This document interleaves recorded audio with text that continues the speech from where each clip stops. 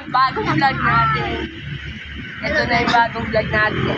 Ito na yung bagong vlog natin. Basket. Ay, basket. Maglalaro kami ng volleyball. Volleyball Ito player. time lapse lang.